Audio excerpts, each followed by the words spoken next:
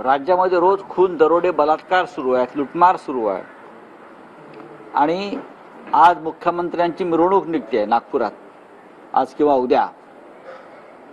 म्हणजे राजा उत्सवात मग्न आहे आणि रस्त्यावर खून पडतायत. गृहमंत्री नाही, आरोग्यमंत्री नाही, शिक्षण मंत्री नाही, परिवहन मंत्री नाही, रस्त्यावर अपघात होत आहेत. कसलं राज्य आहे? मला का राज्य म्हणतात का? तुम्हाला तुमचे मंत्री ठरवता येत नाहीत स्वतःचे. भाजपला दिल्लीत जावं लागतंय.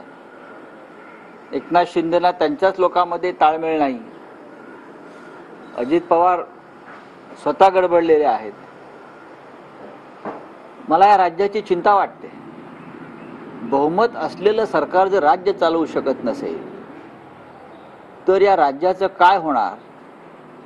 आणि हळूहळू म्हणतोय मी, एक एक एक एक प्रकरण समोर येत जाईल.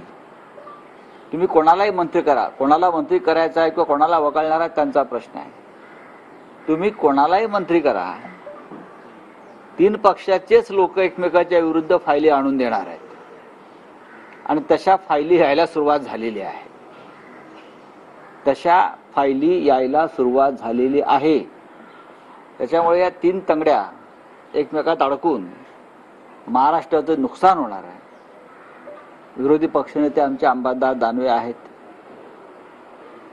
माननीय उद्धवजी उद्या नागपुरात चाललेले आहेत.